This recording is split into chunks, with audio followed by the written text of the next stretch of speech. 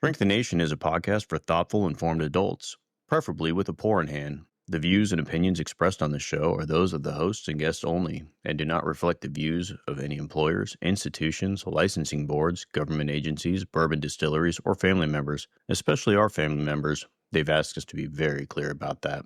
This show is for informational and entertainment purposes only. Nothing said here should be taken as medical, psychiatric, legal, or professional advice. If you're in crisis, call a professional. If you're mad at something we said, we suggest journaling or emailing us with civility. We're here to challenge ideas, not diagnose strangers. We're clinicians, not your clinicians, and we have the bourbon to prove it. Let's go.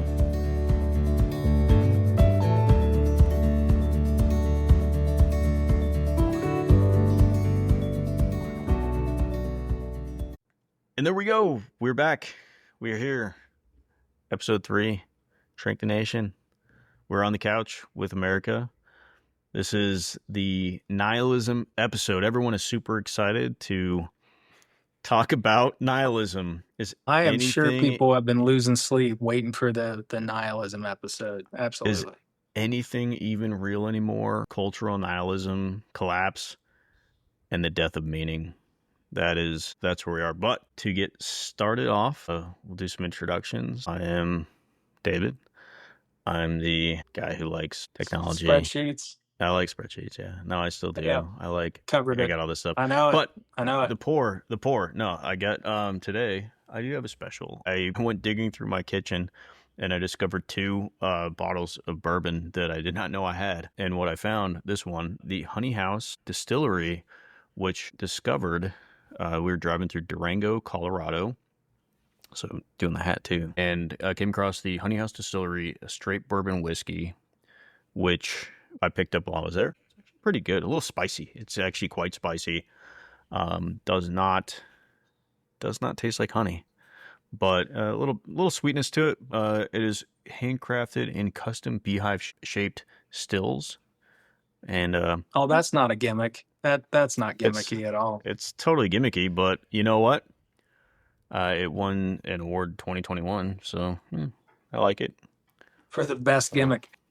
Yeah, and it won your For the record, if bourbon is flavored, it can't be called bourbon. So it's that's not flavored. It's not flavored right. by anything. It's a straight bourbon whiskey. It's just made at the Honey House Distillery. They do make other things. A cask that is beehive shaped. Got it. No. It's a beehive shaped still. Then it's aged in a barrel like all other bourbons, for 4 years. Got it. All right. Well, I'm Rob, 25 years psychiatry, 30 in the military of various stripes. I am, again, sadly, at an undisclosed location in which alcoholic beverages are not authorized, so I am not drinking. However, if I was, it would still be Old Crow. I am going to drink Old Crow the next time I'm in a position to do so.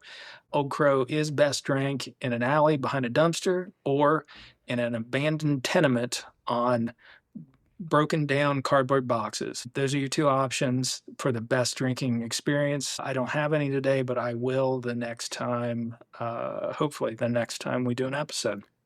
I will get a bottle of Old Crow, so the next time that we will have an Old Crow show. Yep, $4.95. Sure. It's easy, cheap. I will get honest, a bottle of Crow. Looked. I'm not sure where to find it. I looked. You will find there is. I gotta look real low or in the back. Yeah, you gotta look. You gotta drop some change. You gotta go to a underpass. You got somewhere. You will find Old Crow. Well, you've heard of bottom shelf. This is behind the shelf. Is really where you find it. I gotta find a guy hard on his luck. No, there's that. There's you got the store. I mean, you have that giant chain of liquor stores near you, Keith, that they, I mean, have to have it. They have to have it. Yeah, Old Crow for sure. They have it. Well, but we have to have an Old Crow show. Be known as we will have an Old Crow. I was embarrassed to ask, but you got to ask for Old Crow, and then ask for something really expensive at the same time. Yeah, get some. So I also would like some Dom Perignon. Yeah. Well, I'll jump in. This one's from I'm Keith. been doing this psychiatry, I don't know, 24 years. I'm the one that tends to sound too smart. Not sure why I do that, but I do. I'd like to say I was honoring Rob's service by also abstaining, but no bourbon, just Tito's vodka. Made the Texan way in a beehive.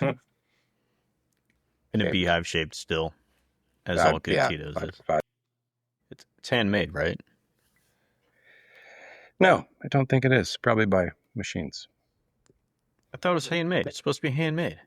Yeah, they mash the potatoes with their hands. That makes sense. And then they produce handmade enough that they can send it everywhere. So, yes. Yeah. Hey, that's their thing. That's their shtick. It says handmade. It's handmade. Or is it handmade? Well, let's embrace some nihilism. We are. Yeah. So before we get 100% knee deep in some nihilism, as we were all super excited. I know Rob is just aching at the loins to just quivering to get into some nihilism here.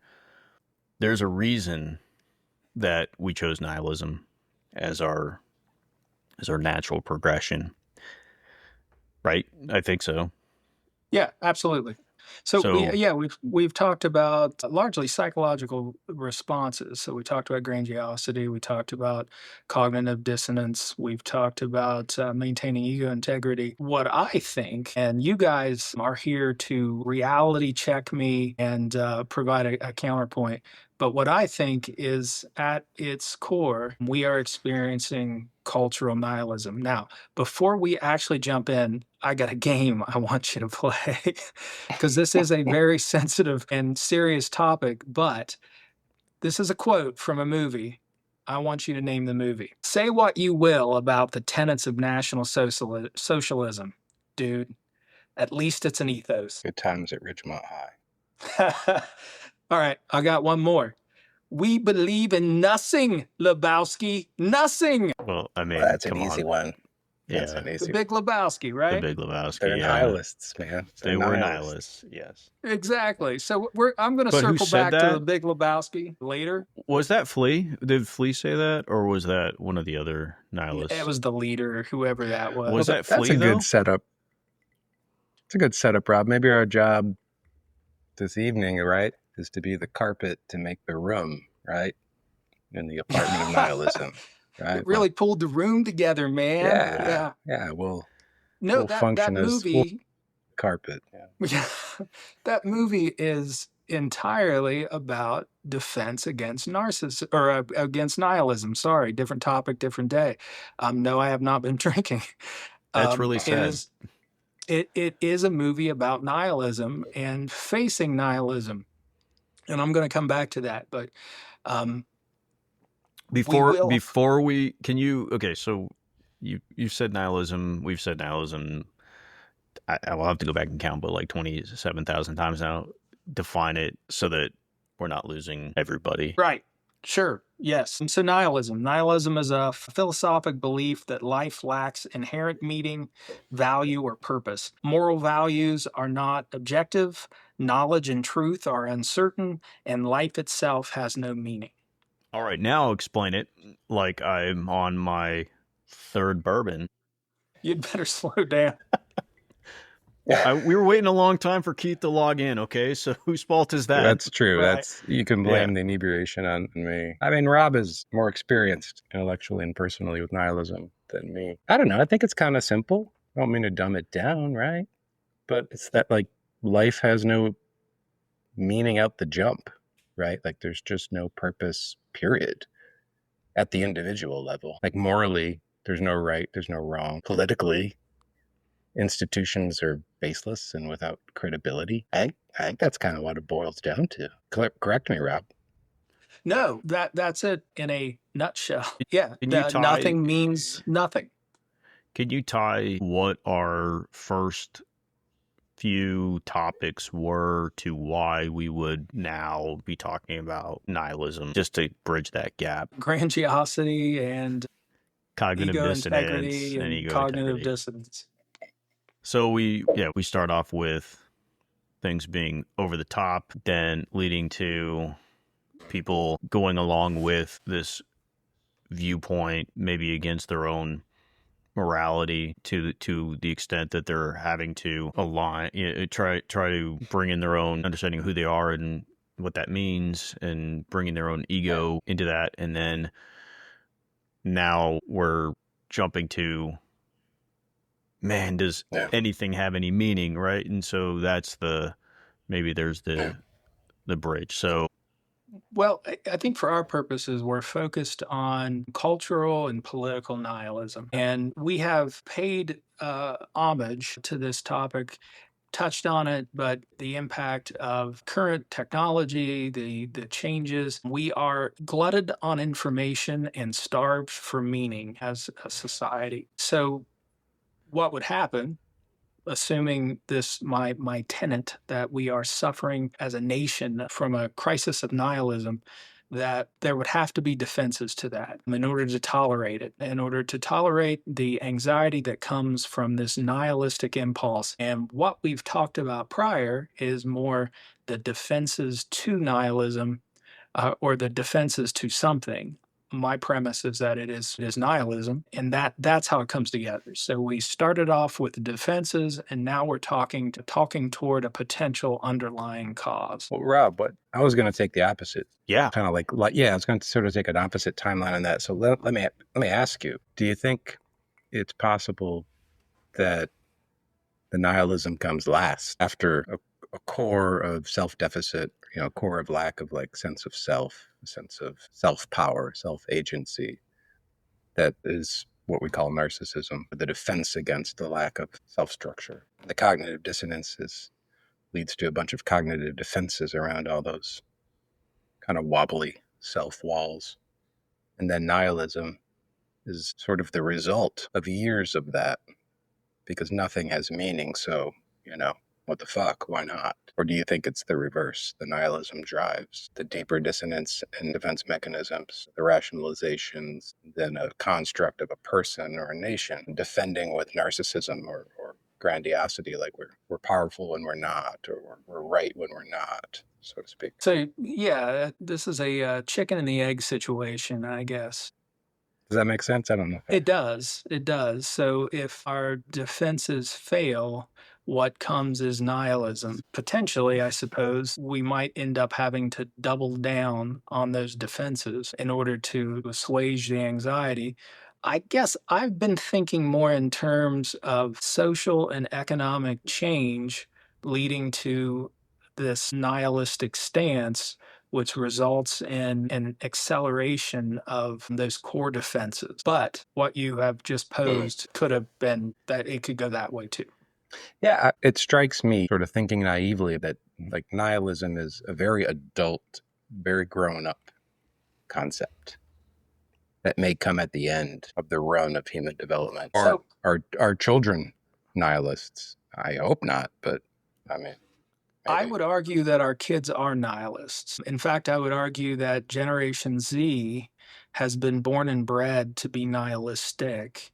I believe that there's a big swath of Gen Xers who are looking into the future that's very uncertain, and cultural changes that are uncertain, values have changed that have led to nihilism. And then I can argue that the older generation, back into the early baby boomers who are in the old age now, they have reason to be nihilistic as well. Typically, a generation wants to look backwards and see what they've left behind and be proud of that. And what it feels like at this moment is that they're not leaving anything good behind, that the world is going to hell in a handbasket and they're exiting without having left a thing. David? I'm just enjoying the conflict between the two of you. And I don't know if it's conflict or I like the discussion, because now there's like, which side is it? I agree. Gen Z, culturally, they definitely are coming into their adulthood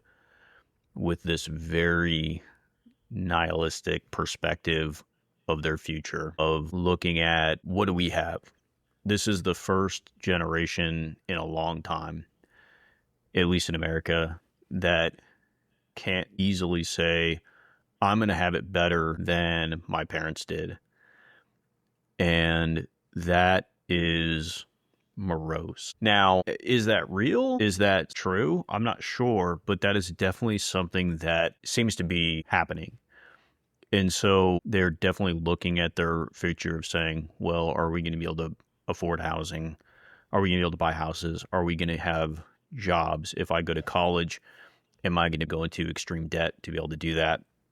Am I going to have a job? Am I going to be able to get an entry level position with AI theoretically coming in and taking all of these entry level jobs? Am I going to have that? Am I going to be able to study the thing that I want to study? And so Gen Z has a very nihilistic perspective on the future. Where does that come from is, I think, what we're trying to figure out, what we're trying to understand. Yeah. And as you were talking, David, also like, am I going to have a planet? Right? Right. Will there just be more hurricanes or more floods? Yeah. Right? Do I need to invest the time? Does it matter? Or should I just, party like it's 1999? And so, yeah. And so where does that go? What do they end up doing with that? To Rob's point, well, it does result in them looking for leaders that are saying what they want to hear, right? The more I have solutions to these problems, or it's just something different. It's anti-establishment. It doesn't really matter if this is the path I'm on. I just want to hear something different. It doesn't matter what. They just want to do something different, which is a really interesting thing. So when we're diagnosing illness, we look for signs and symptoms.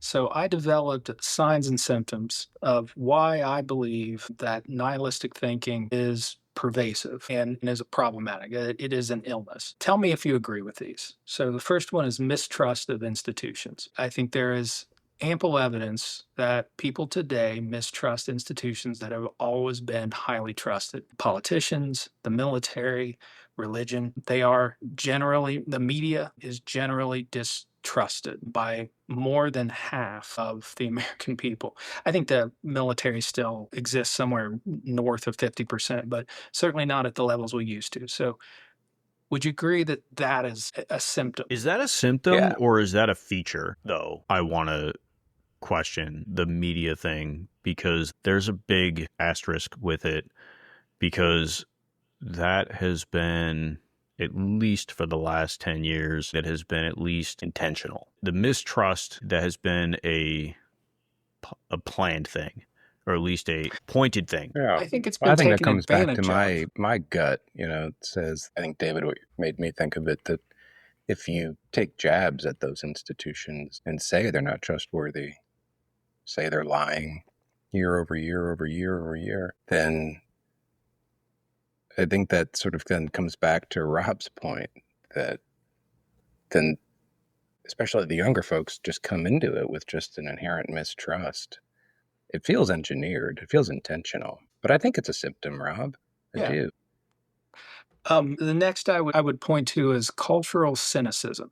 So when I talk to my kids, everything that has meaning is quote unquote cringe to them. So black humor, all the nihilistic memes that you can find on the internet very easily, the amount of dystopian movies and anti-heroes, that these are folks that we would not have normally historically believed in, that, and they capture the imagination. I'll use Deadpool as an example. He's an anti-hero. He's not a normal hero, and that is the norm, not the exception. That's what captures attention and the imagination of people now. Is that cringe? It makes me cringe a little bit, but I mean, I enjoyed the movies. Ryan Reynolds is a dreamy guy, Dreamboat. but he is just dreamboat. He's got great mobile plans. He really does. Does good commercials. But I think that maybe is one day we'll be lucky enough to get one. I think that One is day. an example of Come on, Ryan Reynolds. passive. Yeah. We love you, Ryan Reynolds. Advertise with us. That's one way to go about it. That's a good call out. Nihilism. There we go. Come on. That movie is nihilism, right? In a feature film, it's nihilism over the top. But I don't want to interrupt your battle rattle, Rob, but yeah, let's say it's a symptom. Yeah, let's go with it. Okay. How about the fact that the percentage of mental illness in the United States has significantly increased in the last decade? That we've went from 16-ish to well over 20% of adults are screening positive for mental illness. And there's a quote that sort of stimulated this thought in me. When a person can't find a sense of meaning, they distract themselves with pleasure Or pain. or Yeah. pain. Or crisis, right? That there's meaning in pain. There's meaning in crisis. And I was thinking about the opiate crisis, and here's irony for you: the significant increase in alcohol use disorders that has come uh, as David takes a sip. Significant increase in alcohol use disorders that came during COVID and have lingered post-COVID. Yeah, it has changed things. That's for sure. Right? Like the social connectedness, I think, is different. The sense of trust is different. I was in another country last week, very different than our own, and I was struck with just how connected and trusting the people were. And there were some Americans here and there, and the side-by-side view of them was stark. It struck me how non-trusting we are as an American culture. And the culture I was in, they didn't know how to make sense of them, right? They didn't know how to interact or interpret what they were doing. But it was also a culture that had to depend on one another for help on all things, very different from our own, and a very non-nihilistic culture. Yes. Versus our own. And put a pin in I that. don't know if it's a symptom, though. I don't know if it's a symptom. I think that what you just said, we need to revisit that during the prescriptions phase of this. So is that a symptom or a cause then? Yeah, I'm with David. A symptom, in my mind. And then my last symptom is moral and political polarization. So there's this radical relativism which comes with nihilism, in that there is no meaning, there is no truth. And if there is no truth, then you get this radical relativism that truth is whatever I want it to be, or rigid tribalism. And I think we're seeing those things, and those are the four symptoms that I can identify. Yeah, and I think, what that makes me, your four symptoms, Rob, what it makes me come back to is the point of cognitive dissonance, or just tension with thoughts that are at odds, beliefs that are at odds. If I'm filled in a world or a society where the core beliefs that I always carried are no longer making sense to me, or my group around me is telling me they're not going to make sense anymore, or I can't be part of the group, which is it's almost such a powerful human need. You'll almost do anything to be part of a group. We've all been in 5th grade. I wonder if, then the nihilism we're talking about is the kind of get out of jail free card, right? To let all that go and then smooth all that over. But the downstream effect of that is pretty awful if we believe that social legal institutions have no meaning, life has no meaning. What's the point? You're left with hedonism, and not in a good way. Not the good hedonism. Don't know if that makes sense. Define the hedonism. Oh, I'd punt that ball straight to Rob. At least the good one. Define the good one. It's organizing your life around a concept of pursuing pleasure. There you go. Yeah, is not a bad define thing. The hedon. Yeah, just define hedon. Yeah, it's not a. I mean, we all want pleasure and to enjoy ourselves. But what is hedonism? That's all I'm asking. Just for. Oh, that's what I'm punting. Yeah, I'm punting that squarely at Rob. What is hedonism? Somebody. All right. So. Hedonistic thought in modern connotation is the pleasure principle. It's seeking pleasure at all costs. Now, historically, the hedonistic philosophers actually would advise one to go a day without drinking water, because if you did that, water, when you took that first sip, would give you maximal pleasure. So that terminology has sort of been bastardized, but in today's thinking, it is seeking pleasure at all costs. And that certainly would be one defense against nihilism, is that when you are lacking meaning, seeking pleasure would fill the void that is left without meaning. Pleasure, substance use, other pleasurable activities would fill that void, as would finding meaning. And you can find meaning in conspiracy theories. I believe the fact that all of a sudden conspiracy theories, not that they've not always existed. I can remember when I was a wee child listening to my uncle spout Oh, we conspiracy. What is different is that they can find each other on the internet, and it takes on a life of its own in a much more profound way, and they're seeking there's this secret code out there that they know exists. It has to exist, and th're looking because the alternative is meaninglessness. that's actually interesting because there's that documentary. Is it Beyond the Curve? Is that the is that the name of it? Beyond the Curve. About the flat earthers. Mm, Is I it think so. Yes. It's no, it's a really good documentary. It's not a mean documentary. It's certainly not set up in a way to be harsh. It really just shows people who believe in flat Earth theory, and there are, spoiler alert. It shows Spoiler alert, moments. the Earth is mostly a sphere. Spoiler alert. The Earth may not be flat, but it might, But, it shows these moments where these people have these minutes, these milliseconds where they almost talk themselves into Yeah. You see the getting it. crisis in their Yeah. face. And then they just come back. They pull themselves back. And you see it's not because it isn't because they are really seeking truth, right? It's not that they want the facts. It's because they want the community, right? It's because Yeah, absolutely. that documentary was really good. yeah. One thing that shocked me about that documentary was the breadth and depth and joy of the community, right? That these people found social structure. Yeah. Yeah.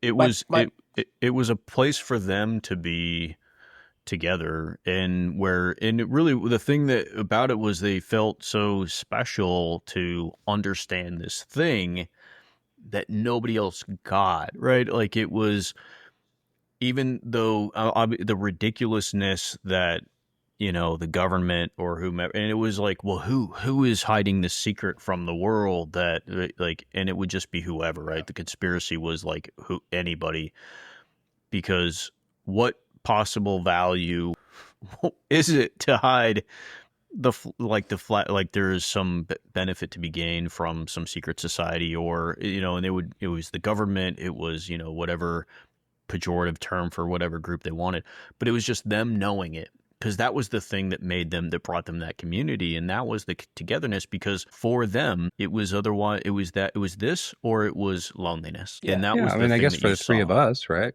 We joined a society where we had special information that made us, Hey, we're not supposed no to one talk could about access our information.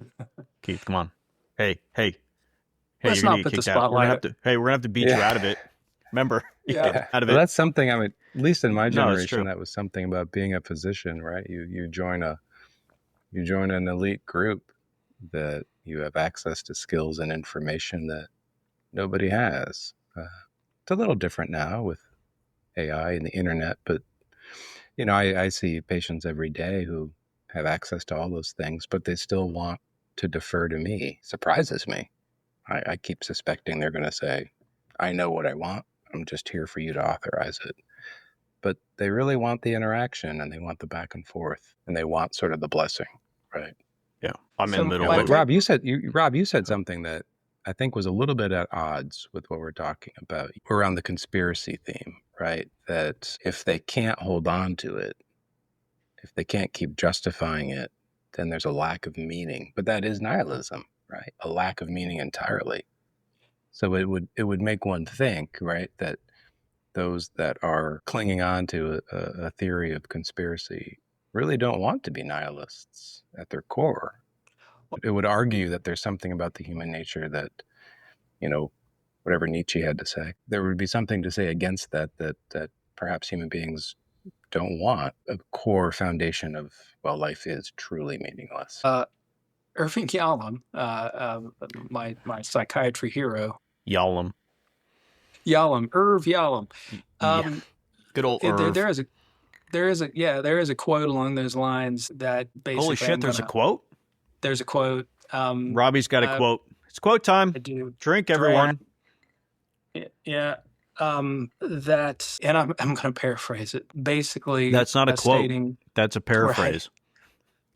Humans. Put your drinks down. Everyone be sad. Humans need meaning more than they need the other necessities of life. And I certainly could flip through the book and find the quote, but that lazy meaning is essential. And he would argue that our interesting position as a human is that we are in need of meaning, that we have to have meaning, and we're born into a universe that lacks any intrinsic meaning. So the challenge is to rely on the cosmos, religion, the tribe, nationality or group affiliation, and the self to develop some sense of meaning, an ethos, which is why I started with the initial quote, other than I wanted to bring in Big Lebowski. But yes, we need meaning. And that's the connection between the conspiracy theorists in my mind, is that lacking meaning, they are finding it in some place that most of us look at and think, well, that's demonstrably false. That's just not true. My favorite part of that documentary, and I'm glad you brought it up, was when they did that high-tech science-y experiment using lasers, and they actually supported that the Earth is round. Yeah. Lasers. Well, they didn't show it, but your spoiler alert, by the way. Spoiler alert. Yeah. But it's a great documentary. It is, and I don't think this would ruin it. But however many people I think I've made watch that. In that moment, their uncertainty was so palpable, and they came back to, well, the laser's wrong. Oh, yeah. I think what they said is like there was a bush in the way. Or something like that, yeah. It was to get back to cognitive dissonance, right? They added a thought, right? They added a thought. Well, it's when it's the infighting that happens between them, because there's that within the community of the flat earthers, there's still that push to try to get the attention, right? There's the who's the leader of that movement. And there's a lot of pushing and pulling and trying to get the most attention from within. And so, like, they're trying to call each other out for who's the bigger bullshitter, without acknowledging that they're all bullshitting. I mean, they're all full of it, but they're all full of it. It's really fascinating to watch it. But you're right. In that way, if anything, they're all avoiding nihilism. Right, that's their protection from losing meaning, is to find it somewhere. Because how long can you go without any meaning? You wear black, and you hang out with other people, and you listen to jazz, kidnap Lebowski's wife, and cut off somebody's toe. Or I don't know, like, what do you do? Bunny. Well, they didn't really kidnap her, right? But no. Yeah. What do you do? I don't ruin the movie for Sorry. anyone who hasn't. I'm not in my element. I'm not in my element. That one. Right. I'm not in my element. I'm sorry. So, and this is from Nietzsche, actually, what Keith said earlier. To live is to suffer. To survive is to find some meaning in that suffering.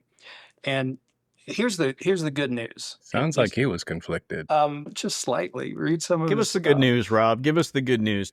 Here's the good news. This is not the first time that culture has suffered through nihilism. And if we reel back to the late 1800s, when a lot of the writing that I kind of rely on in discussing or thinking about nihilism, Dostoevsky, Nietzsche, Schopenhauer, they were writing extensively in the 1860s through 1890-ish zone, and they were faced with the exact same thing we were facing. In fact, Nietzsche's the most famous book, Thus Spoke Zarathustra, or something. I'm going to rely on my hillbilly inability to pronounce it, but he wrote that entirely because he said, God is dead.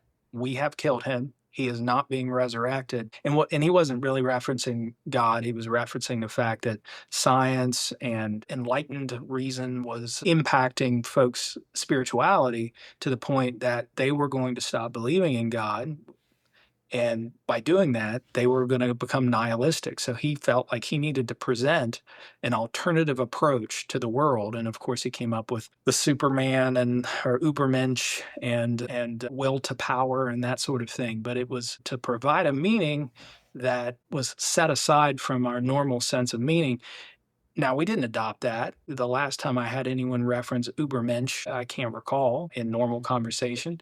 Yeah. They made it through. They made it through somehow. My sense is that we will too. We can. Yeah, and I want to Just like applaud you. I want to applaud you for making sure that the conversation that we're having is something very approachable to, the average Joe. Like just that last the last Rob lost me a couple left 8 turns paragraphs that you just spoke were just so, 8th grade reading level. It was really, really impressive. I almost stuck with you through most of that without falling asleep. Your brain is slowed by alcohol, though. The average listener is probably not drinking as they're listening. Well, one of the hopefully what you were meaning by that, and maybe I don't know, maybe I'm totally fucking wrong, 50-50. What Gen Z is really going through right now is this: they're looking at this future and it looks bleak for them for a lot of reasons. One, I think being that they have been coddled more than any generation before them, and that has been something that has been documented extensively.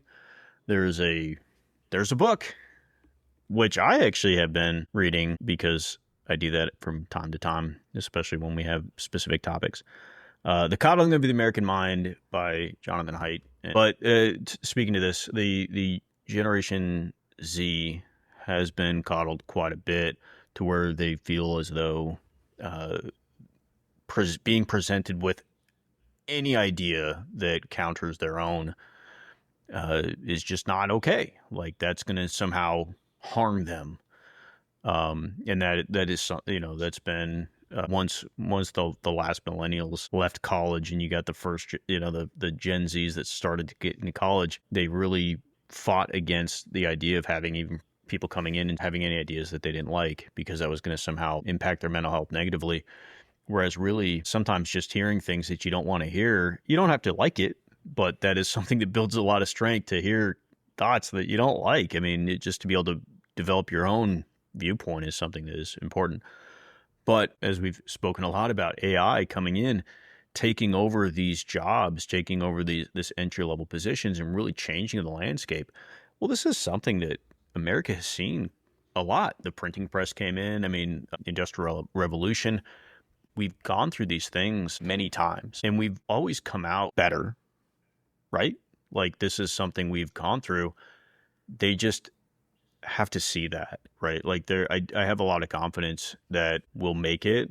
Now, will we have to redefine what entry-level position looks like? Yes. You spoke last time we talked, Rob, about talking to a couple of 22-year-olds and how they felt like they should get paid more in their entry-level jobs. And I laughed my ass off that you said these young folks because they're 22.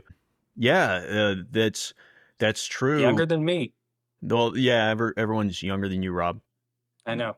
Grandpa. What we're going to define as entry-level work is probably going to be a lot different over the next several years, right? Like that's just how that's probably going to shape up. My generation had the luxury of going to college and getting a fine arts degree in this and that, and that was going to work out pretty well for them. Well, guess what? That's not going to probably work out anymore because AI is going to do a lot of the jobs that you could do. Now, you can take advantage of that. And if you're industrious and you'd say, you know what? I'm an artist and I'm going to be able to take AI and I'm going to have it do a lot of my work, and I'm going to leverage that into having it do like 100 times more work than I can do, and I'm going to get really good at that. Then you're going to be awesome. But if you're going to sit back and cross your arms and say, well, it's taking all the jobs, then yeah, you're going to have a rough time. Well, and you're speaking toward the path forward. Unfortunately, the problem is that we're setting at the beginning of a path, and that path is uncertain to them. So you in your position could speak toward the potential solutions. We really don't know how that's going to play out. Now, my curiosity, actually, as I was thinking about this, I was thinking of Keith. And his Keith, fix it, Keith. Well, his psychotherapy experience. on the individual level, I have no doubt that you had people who came in with a nihilistic focus. My curiosity is, how would you approach that with an individual? Depends. Just take off his I shirt. think, yeah, well, Give them something to believe usually in. it The did guns, work. It yeah. did work. I think the most, depends on the kind of work, but, to boil it down, the most efficient process, I think Viktor Frankl spoke to it well. I think you both probably know Man's his Search book. for Meaning. There you go. Yeah. Yes. It's really widely known, easy to read, well edited, right? Short. I like that. And then you talk about a time where if you were ever going to be a nihilist, right? The Third Reich and the prison camps of World War II, that was the time to think, Don't say what's the point of life, right? People are clearly evil or don't care about any human dignity. But he came out of that with a conclusion that the whole point of life is to find meaning no matter where you are. And that's the end and the beginning of it. I think that was the most efficient way I would approach it in work. It could be more nuanced, more elegant and long-winded than that. But at the end of the day, yes, most folks would come with an absence of meaning and looking for it. And I think that, kind of is a nice pivot towards, well, what do we think we do about this sense in the culture right now that it really doesn't matter what I do or what I don't do. Things are meaningless. Institutions aren't to be trusted. My effort doesn't really matter. People aren't necessarily good intrinsically. But I think we've all told stories during our time today that kind of come back around to Viktor Frankl's point that everyone is searching for meaning. It seems to be an intrinsic human need. I agree. Yeah, and Rob, you may probably know more about this than I do, but I like the philosophical school of existentialism, where I always tend to take the middle path on something, sort of a compromise spot, where it says, yeah, maybe life has no inherent meaning. Maybe it doesn't, but our job is to create it. And in that, you find reward, you find purpose, you find joy. It's a little different than Viktor Frankl's approach, that you have to search for it. Existentialism sort of accepts and wraps its arms around, yeah, maybe nihilism is accurate. Maybe life has no meaning. Okay, no worries. But my job here as a human mammal, because other mammals don't seem to be able to do that, my job as a human is to create meaning for myself and for others. And that's it. That's a life well led. Beautifully stated.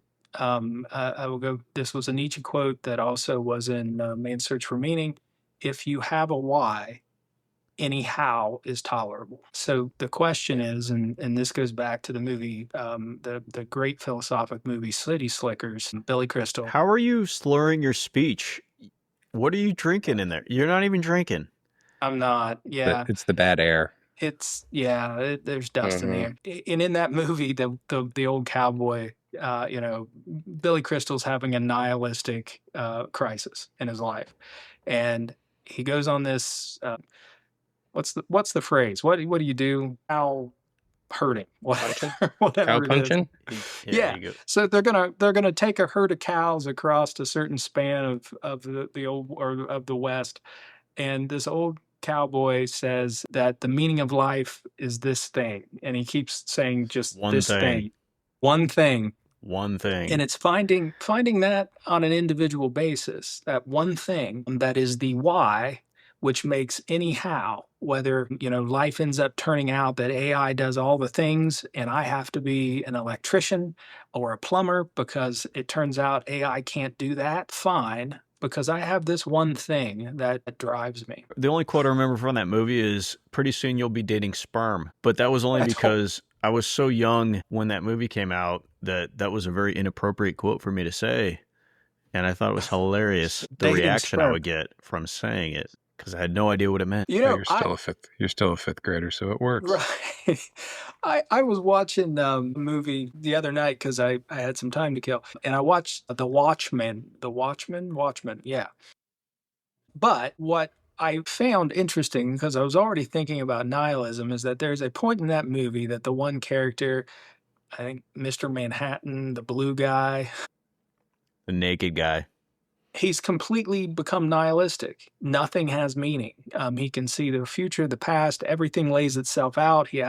Nothing surprises him. Humanity no longer is interesting to him. Nothing has meaning. And there is a pivotal scene in which he comes to that conclusion that the existence of an individual is where the meaning lies. That when you look at the statistics of that one sperm among how many ever million, billion, whatever comes out, finds its way to the egg and to create the combination that is utterly unique to you in order for you to become who you are. And then if you trace backwards and you think that had to happen for your parents, that had to happen for pairs of grandparents, that had to happen for pairs of great-grandparents for you to exist. And I found it actually striking. I never really thought in those terms that the amount of the cosmic coincidences that have to come in together for the three of us to be sitting here spouting bullshit and nonsense on the internet is stunning, and it may well be something to believe in. Before we get to prescriptions, because we've talked the death of meaning to death. Where I've become nihilistic in this conversation. there is no meaning left in the meaning of lack of meaning. So then what, right? Like, how do you culturally, because for a person to find meaning, there's therapy, and it seems there's that fight to find meaning, right? Like, people will try to find meaning. There's conspiracy theories, there's that, but you have these multiple generations that are kind of on this collision course towards nihilism, which is why we're even talking about it. Now what? Where do we go? What do we do? Like, even for somebody who's listening to us, they're in the car, they're trying desperately. Listening to us before they jump. Yeah, in these last few moments, come up with a way not to jump. Where's the hope, right? Like, what do they do? What does one do to say, but we can turn this around? Because you can, but what do you do? You ask me, like, what have I done in my work with folks therapeutically? And I mean on a bigger picture. I don't mean just for yourself, but I mean, like, where's the hope for somebody to say, hey, it's not like this is something that the culture goes through? Because I have a harder time thinking about what to do at a societal level. I just have a harder time wrapping my head around that. I often come back to the individual and small group, 50, 100 people level. Okay, but what do you do? But look at society as it is right now. What does the person do looking at society the way that we have gone? So in the last 5 years, what have we gone through? We've had COVID. We've had massive changes to our culture, our politics, all of these differences. Gen Z's come in, they have been coddled. We've had, I mean, if you have a generation that can come and make millennials Gen Z look as a potential listener, by the way. No. I'd like my to, kids, just for my any kids, Gen Z listeners out there, I'd like to be coddled. Gen Z, no Gen Z wasn't listening to us. Don't kid yourself. My kids are Gen Z. They weren't listening in the first place. No, if you have a generation that can make millennials look good, kids. Then you got a problem. No, but the truth is, it's not that they're gone. It's not that they're lost. It's that, of course, there's something that can be done. But look at what they've gone through. Of course, they feel this way. And that's what I'm saying. But how do they turn it around? And so, what does the individual do? And then, what do they do from that? Because they've grown up with the internet in a way that you and I didn't. We didn't. And this is the norm for them. But how do they break away from that? Like, how do they break away from that? Well, they are the experimental generation. History will say this, that we will look back and we will say, gee, what was the effect at 24/7 internet? I don't know. We'll see. They will say, what was the effect of social media? I don't know. We'll see. What was the effect of AI? I don't know. We'll see. And they are the ones who are going to be experimented on. So they may have been coddled, but they're not going to be coddled in adulthood. They're going to go through all the struggles that every other human goes through. They're just going to do it at a different time scale. So, which does bring us, I think, to prescriptions. Okay, so I'm pushing give us the prescriptions. To do it. You want what are we going to do? Well, I have ideas. I want hope. I want action. I want Yes. actionable stuff. Who wants to start with a prescription? I'll jump in. Yes. I'll be quick and simple. Hey, this isn't sex. This is prescriptions. Yeah. Last time you and I were together, it was quick and simple. Yeah. I would say what I have heard myself say for a long time now: find a primary process. That being, jump into something. Doesn't matter what it is. Something that is what it is, with no other levels or layers to it. Right? It could be, not to sound hokey, but very simple. Could be going for a walk. Right? Don't take your phone. Don't have headphones. Look around. Smell the air. See what's pretty. Right? See what brings you some joy. It's a beautiful world out there, no matter where you live. If you're walking in a city, look at people. Smile. They'll smile back. There's joy in that. It's a primary process. You can dig in the dirt. You can have a garden. You can go for a run. You can cook. Those are primary processes. Usually they include something with your body. We are a brain connected to a body. You got to use your body somehow. But to make it a little bit more interesting than that, do something that helps other people. It takes a little bit of effort. It's a little uncomfortable. A lot of us these days are socially awkward. We were a little socially awkward 20, 30 years ago. We were more group society organized. That was more important then. But we are a social animal. We don't survive as individuals. We just don't. So go somewhere, ideally somewhere that's different to you. I had the ability to go somewhere very different to me the other week. I couldn't speak the language well, and that was very helpful to me because I couldn't use all the skills I have cognitively, language-wise, to defend, to make jokes, to cover up my own dissonance. I just had to be who I was. And I saw people just be happy and grateful that I was there with whoever I was. And that gave me pleasure, and that battled back on my own internal sense of nihilism, that me just as who I am is valuable. And that's hard to reject once you experience it. So I would say to people, go do anything to help somebody else, big or small, whether it's giving blood. Most everyone can give blood. It's free. Someone drops something, you can pick it up and say something nice about them in a genuine way. And you'll see the goodness come back. And it's the best side of human beings. But I also think we need to give a very physicianly prescriptive warning.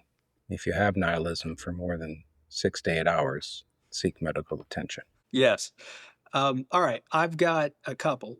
My first is everyone needs to watch The Big Lebowski, because I do think it is a prescription for fighting nihilism. So if you've seen the movie is a study on nihilism. It is about nihilism.